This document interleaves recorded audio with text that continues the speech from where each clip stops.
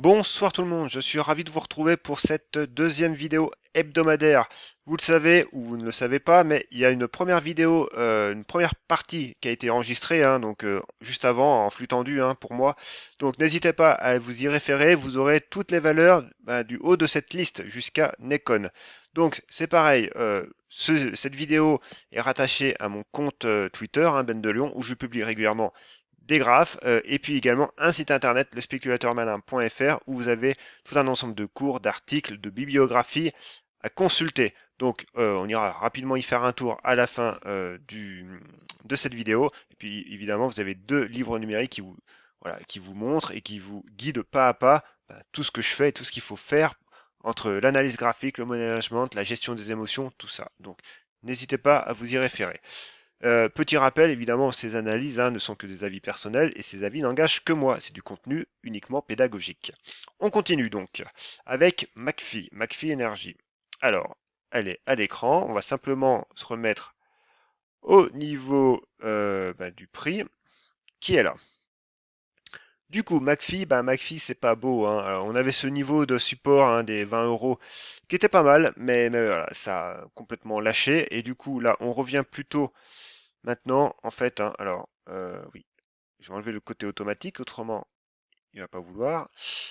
On revient sur ces plus bas, en fait, ici, à 15 euros, les plus bas qu'on a eu l'été dernier et à l'automne. D'ailleurs, on y est déjà.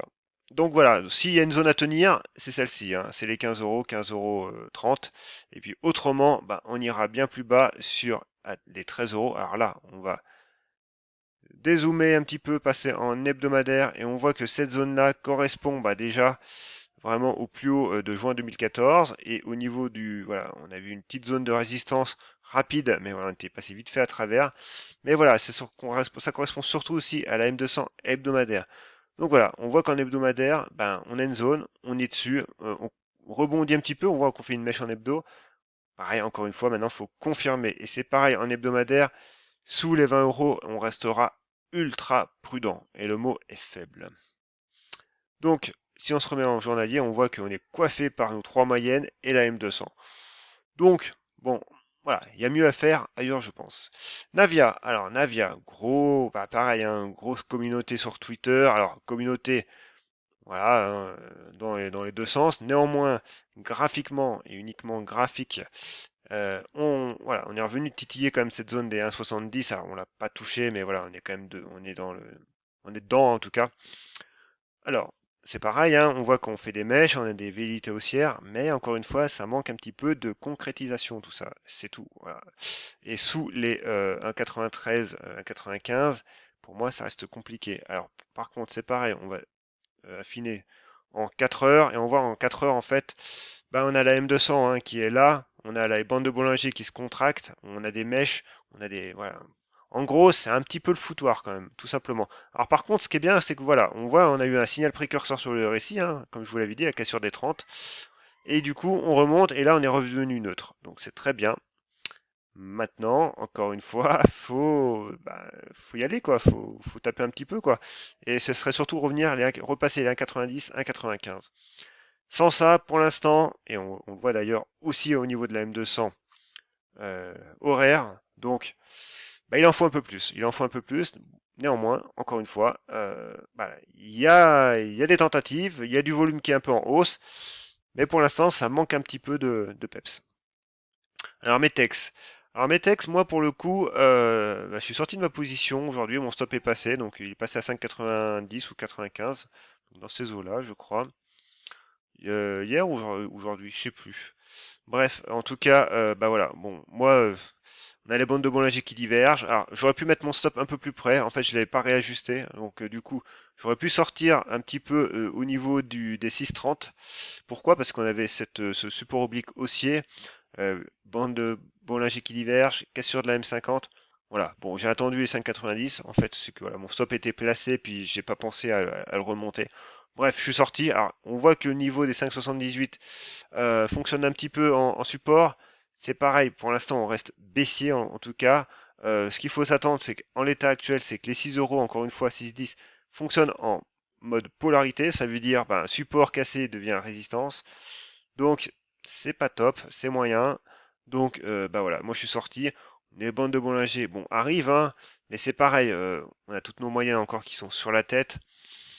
Bon, voilà, on est quand même sur des niveaux importants, hein. On voit que le prix a rebondi pas n'importe où, hein. On voit que c'est la M20 qui tient. Mais en l'état, pour moi, voilà, j'attendrai. Alors, je continue de la surveiller, mais sous 6,15, je me méfie. Et du coup, si on regarde ici, parce qu'on fait l'analyse, je l'ai dit dans la première vidéo, mais pas dans celle-ci, on fait une analyse, hein, toutes les semaines entre analyse de chartiste classique, euh, du coup basée sur TradingView, et une analyse orientée uniquement sur l'indicateur extra trend, donc sur la plateforme Pro Time que vous avez à l'écran. Et du coup, ici, bah voilà, résistance court terme 6,24, hein, donc voilà, il y a encore un peu de marge. Puis on voit en hebdo, bah, on a cassé un petit peu le trend haussier. Alors, pas en mensuel, en mensuel on voit qu'on est encore sur les 5,20. Mais voilà, pour moi, c'est un peu dommage, donc je préfère observer. Alors évidemment, Guillemot a annoncé un bon chiffre d'affaires, je crois, hein. Donc voilà, vous me le direz en commentaire.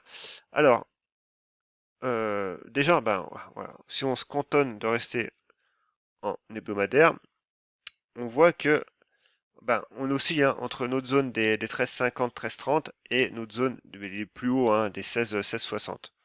Voilà, hein. Donc voilà, on est dans un range au niveau hebdomadaire, on est dans un range. Évidemment, on va affiner en journalier. Bah oui, on a eu un beau gap, hein, pareil d'éjection. Et pile au-dessus de la résistance oblique, c'est très beau. Alors on a eu un petit retour, et puis voilà, on a bien concrétisé la hausse. On a on a passé, bah du coup, on a cassé les 15,50 et on est revenu sur les plus hauts de décembre. C'est très bien. Franchement, c'est très bien. C'est une belle séance, hein, 16%. Franchement, on va pas bouder notre plaisir quand même. Alors moi, j'étais sorti, puis j'avais repris sur les 15,60, qui sont, je sais plus, ici, je crois que j'avais pris, voilà, mi-janvier. Alors voilà, je l'avais gardé et mon stop ne s'était pas fait passer, n'était pas passé à pas grand-chose, hein. Franchement, strictement rien. Donc j'ai un peu de chance. Voilà, donc je suis toujours en position. Maintenant, on va proportionner cette hausse, c'est pareil. Et on voit que ben, euh, les 38,2 et les 50 en gros correspondent, ben, aux 15,50 et à la tenue de cette résistance oblique. Donc voilà, tout simplement, on surveillera ces niveaux-là. Blockchain Group, bon, pas grand-chose à dire. Simplement, on va passer un peu plus rapidement pour elle. Pareil, hein, sous 1,30, pour moi, il n'y a pas grand-chose à faire. Et puis, voilà, on a un support oblique qu'on peut réajuster, donc on est dessus. Mais c'est pareil, les bandes de Bollinger divergent, donc on va attendre que le prix construise quelque chose d'un peu plus clair. Reworld Media. Alors, Reworld Media, c'est pareil, là, c'est un peu dommage quand même. On voit que le prix a cassé, hein, les 6,80, donc c'est dommage. On voit quand même qu'on a une belle réaction pour le coup sur les 6,11. C'est très bien. Mais c'est pareil, changement de polarité pour l'instant, tant qu'on ne repasse pas les 6,80 pour moi, et voire même à minima qu'on casse pas ce canal baissier avec la cassure du RSI, eh ben, au mieux, ouais, j'envisage une latéralisation entre les 6,80 et les 6 euros. Voilà. Faut tenir quand même ces 6 euros. Et en hebdomadaire, eh ben, on voit que ça, voilà, on a les bandes de Bollinger maintenant, la bande de Bollinger inférieure qui remonte toute balle, hein. Donc, bah, clairement, voilà, les 6 euros seraient bien à tenir pour envisager une latéralisation un peu plus large, hein, tout simplement. Et pourquoi pas nous construire quelque chose, une belle oscillation, hein. Alors, une oscillation comme dans ce genre-là, hein, par exemple, faire un truc comme ça, comme ça, comme ça, voilà. Alors évidemment, on est en hebdomadaire ici, donc l'unité de temps, c'est dans le cours de l'année. Mais voilà, on peut avoir quelque chose de joli et surtout de très propre graphiquement. Maintenant, voilà, faut tenir ce niveau des 6 euros quand même pour moi. Autrement, la conso en hebdomadaire, on est sur une conso. Alors évidemment, en journalier, on est plutôt sur une correction, mais tout dépend de votre unité de temps. On reste sur une belle conso en hebdomadaire, parce qu'on arrive quand même de très très bas, mais il faut tenir pour ça les 6 euros. Oxy, bon bah pas grand chose, elle, hein, tout simplement. On voit, on a une résistance oblique, on a un premier niveau pivot sur les 25, et on a surtout notre zone ici sur les 26,50. Carbio c'est pareil, c'est toujours un titre que je surveille. Alors, on est en journalier, on va passer en hebdomadaire. Et en hebdomadaire, alors évidemment, bah voilà, ça a dérouillé comme tout le monde. Donc il y a toujours ce niveau-là des 42, hein, toujours à surveiller. Et évidemment, comme premier niveau, et pour moi comme première alerte, ça sera les 40 euros. Et en journalier, bah, les 40 euros correspondent voilà, à la M20. Alors vous avez un premier niveau ici sur les 38, mais pour moi qui est beaucoup trop court terme dans le contexte. Donc pour moi je vise plutôt les 40 euros. Et on va regarder ça du coup sur ici sur Extra Trend.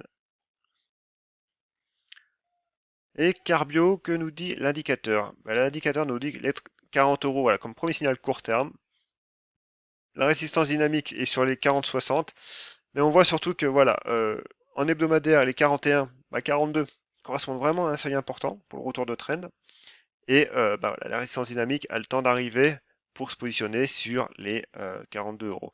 42 euros reste vraiment un niveau important pour Carbio. Alors on va passer maintenant au large cap. Alors on a Ubisoft. Alors Ubisoft évidemment qui a profité un petit peu du rachat euh, par Microsoft hein, d'Activision. Donc là, on va proportionner rapidement. On voit que les 50%, très propre hein, graphiquement. Hein. Voilà, je veux dire là, il y a pas d'ambiguïté. Je veux dire, on avait un niveau de support. Voilà, on a rebondi dessus. La M20 arrive. C'est très propre graphiquement. Maintenant, on reste coincé entre les 38,2 et les 50. Donc voilà, on latéralise à court terme. Mais on est quand même dans une phase, même si on est encore dans la zone neutre pour moi entre les 40-60, on reste dans une zone quand même qui est plus porteuse. Alors, en hebdomadaire, on va regarder rapidement. On a quand même des grosses résistances hein, qui se pointent hein, entre la M50 et la bande de Bollinger supérieure qui arrive. Mais voilà, on est dans une phase de contraction, donc c'est pareil ici. Si on peut osciller tranquillement, on peut quand même avoir une belle figure de retournement. Ici, c'est une des hypothèses en l'état actuel. Si le prix, évidemment, recasse à la baisse ce niveau-là de support des 47, voilà, pour l'instant, mon hypothèse que je viens de dire sera caduque, hein, tout simplement. Maintenant, si on affine cette fois-ci en 4 heures, voilà, on a un premier niveau pivot qui se dessine hein, sur les 49,50 avec des bandes de Bollinger qui se resserrent. Mais c'est pareil, voilà. Bon, pour l'instant, faut laisser le prix travailler. Mais voilà, on est dans une config qui est quand même relativement intéressante. Faut pas oublier quand même l'hebdomadaire, hein, on a quand même des résistances qui arrivent. Mais si on tient cette zone des 47, il y a quelque chose qui peut se faire. Et on voit que du coup, on a eu au niveau de l'indicateur, s'il veut bien se mettre à jour, il s'est mis à jour. Bah, 51, voilà, résistance dynamique, les 51. Par contre, on voit bien que en hebdomadaire, on n'a pas encore déclenché la zone de force. Hein, donc voilà, c'est pour ça que on a une belle réaction, mais il faut construire un petit peu, voilà, tout simplement. Ensuite, Morel et Prom. Alors Morel et Prom, ben, belle valeur, hein, évidemment. On a fait un beau pullback. Hein. Alors un pullback profond quand même. Mais encore une fois, c'est pareil. Apprenez à proportionner votre mouvement suivant les ratios de Fibonacci, et vous verrez que votre pullback s'est fait sur les 50%.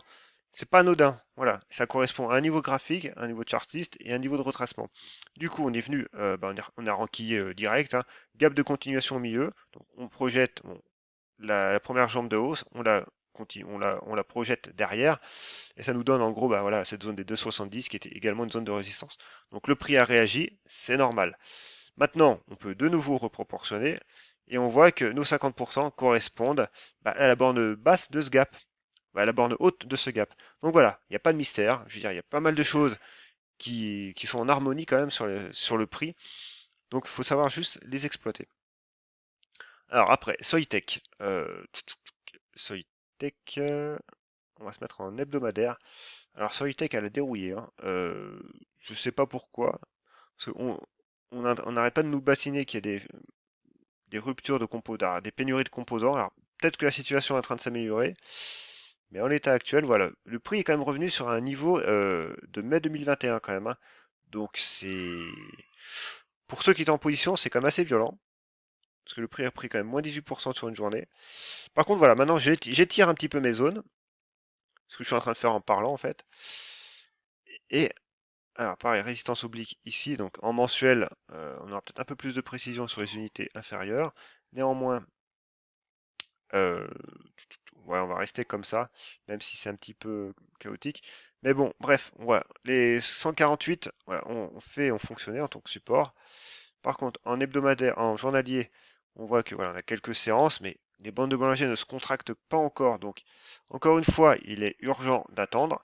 Et sous les, pour l'instant, 180, euh, pour moi, il n'y a aucune option. Alors, on peut réajuster un petit peu cette résistance oblique ici pour prendre un peu plus de points de contact.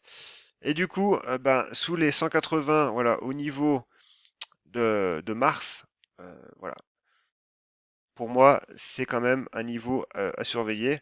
Et puis on voit qu'on a cette borne, ce gap, hein, donc avec la M200 au milieu. Donc voilà, on a quand même des résistances ici, un cluster de résistance. Quelle résistance fonctionnera? Voilà, on ne sait pas, hein, on ne sait pas. Tout ce que je sais, c'est que le prix a rebondi, c'est une bonne chose, mais il n'a peut-être pas encore fini. Donc voilà, faut laisser digérer un petit peu cette baisse. Bon, on voit que la volatilité est extrême quand même, elles sont super larges les bandes. Donc faut le laisser un petit peu se contracter et puis revenir, pourquoi pas retester une première fois les 180 et voir la réaction du prix, tout simplement. Et si je me mets simplement en mensuel, en fait, ce trait-là était une résistance oblique, voilà. Mais bon, du coup, on peut, pourquoi pas l'enlever, je pense. Et simplement, l'indicateur extra-trend nous dit quoi? Sur seuil, il nous dit que, il nous dit qu'il faut pas se précipiter, voilà, 198 hein, pour l'instant, en résistance dynamique, hein, et 180 en résistance court terme hebdomadaire. Donc voilà, laissez un petit peu la poussière retomber. Ensuite, LVMH. Alors, LVMH qui a annoncé des très beaux résultats. Donc, belle tendance, pas de problème. Alors, ici, on est en hebdomadaire, encore une fois. Le prix revient taquiner un petit peu ces zones de plus haut. On voit qu'on a un support ici, hebdomadaire, sur les 666. Ça ne s'invente pas. Et ensuite, après, ici, qui sera surtout au niveau de la bande de Bollinger inférieure actuelle. Donc voilà, vous avez des niveaux. Maintenant, on peut affiner. Et encore une fois, on a la M200, donc le niveau des 666 est un niveau intéressant. Mais pour moi, on reste encore une fois neutre, dans une zone de neutralité.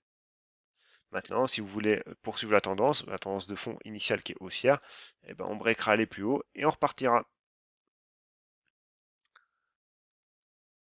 Orpea, alors Orpea, le dossier de la semaine évidemment, donc je ne pouvais pas ne pas passer à côté. Donc en mensuel, c'est bon, bah, évidemment c'est moche, hein, c'est pas une surprise. On revient. Alors, moi, je trace alors, on peut la tracer soit en prenant les mèches, soit en ne prenant pas les mèches. C'est comme vous voulez. Alors, on va faire comme ça en mensuel.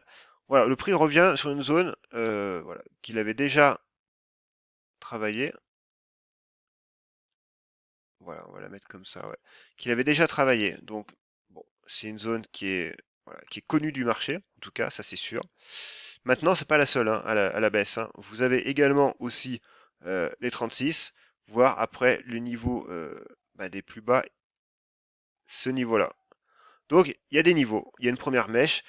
On est passé baissier. On est même en zone de survente. Donc voilà, il y a peut-être un excès baissier à court terme. Pour l'instant, on n'est pas sorti de l'auberge, en tout cas sur Orpea. Et clairement, peut-être que graphiquement, c'est joli, bah, ou ça va le devenir.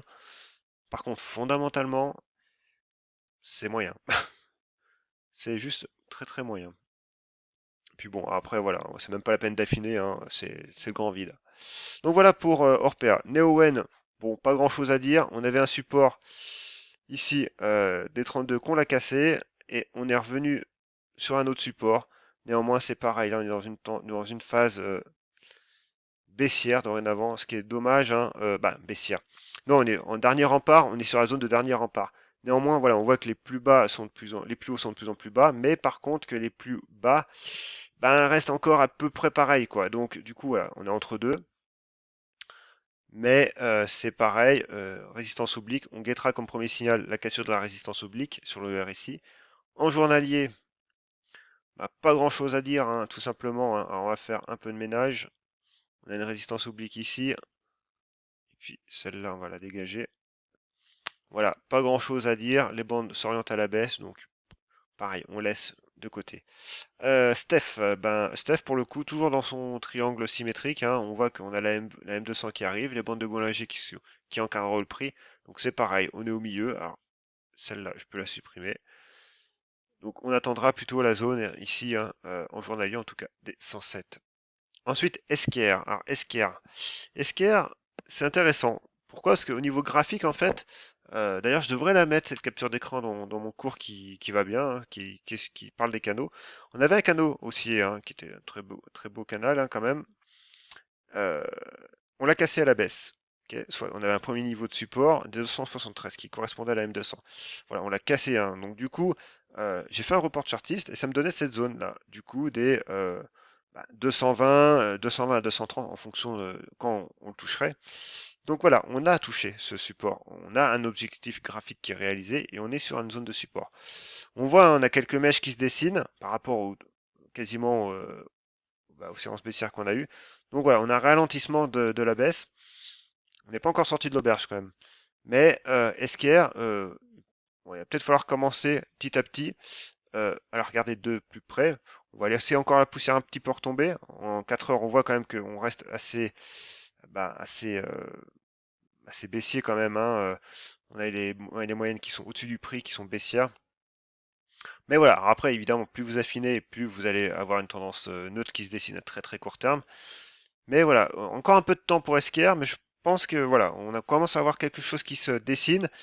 Mais c'est pareil, encore une fois, on est dans une zone de support, résistance. Là, qu'est-ce qui va s'appliquer? Le changement de polarité ou pas? Là, c'est un petit peu ambigu. Donc, il faut vraiment que le prix nous fasse, pourquoi pas, un petit rebond sur les 250 qui nous disent, voilà, cette fois-ci, le marché a acté un petit peu cette zone de support des 230. En l'état, c'est trop précaire. Eramet, eh ben, Eramet nous a fait un bon rallye, hein. Donc pareil, je l'avais déjà proportionné. Les 38,2 ont bien fonctionné, on rebondit. On est de nouveau en résistance, donc on reste toujours haussier, mais sous résistance. Et enfin, la dernière, ST Microélectronique.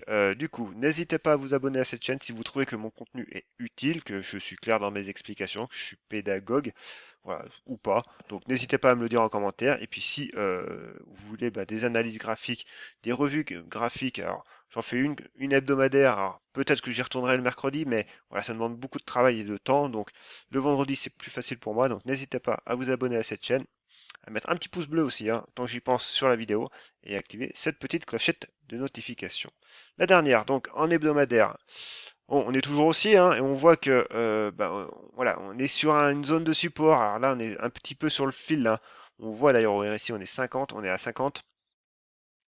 Donc, du coup, on voit qu'on fait des mèches hautes, une mèche basse. Voilà, on est complètement neutre. Donc, on voit quand même, on est toujours aussi, hein, à moyen terme, moyen long terme.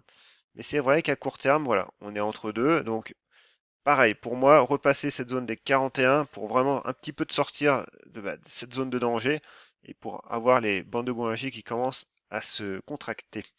Et encore une fois, on surveillera la cassure sur le RSI. Voilà, c'est tout pour cette vidéo. Donc le site internet, il est là, donc vous savez, hein, je l'ai dit dans la première vidéo, mais je le redis quand même. Là, ici, vous êtes dans la section analyse technique, les bases, donc vous avez largement de quoi lire. Donc tous ces cours sont rassemblés dans un bouquin. Si vous voulez pas avoir, euh, voilà, si vous préférez le lire sur un PDF où tout est agencé de manière naturelle et pas avoir besoin de naviguer de page en page, pour plus de facilité, vous l'avez en vente sur mon site. Et puis évidemment, le premier livre, je le dis à chaque fois, mais l'analyse graphique n'est qu'un maillon, hein. Vous avez le money management, vous avez la gestion des émotions. Le money management, c'est bien d'en parler. Ce qui est mieux, c'est de le respecter.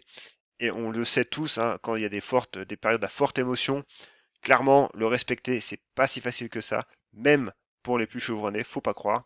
Donc du coup, voilà, la gestion des émotions et avoir un graphique clair sous les yeux, bien cadré, et ben ça réduit le doute. Et quand ça réduit le doute, et ben le cerveau aime mieux ça que l'incertitude. Donc voilà, vous avez l'analyse technique. Donc du coup, mes deux livres sont ici, donc n'hésitez pas à y faire un tour. Voilà, vous aurez vraiment de quoi lire également. Alors si la page internet veut s'ouvrir aussi. Et puis voilà, vous avez les deux livres, donc graphique boursier incompréhensible qui résume tous mes cours, qui reprend tous mes cours, et puis développer votre capital, voilà, qui vous permettra d'avoir vraiment une cartographie complète de ce que vous devez faire. Et puis bon, si vous voulez les deux, évidemment, il y a un pack. C'est un peu normal. Donc voilà, sur ce, je vous dis un très bon week-end et à la prochaine.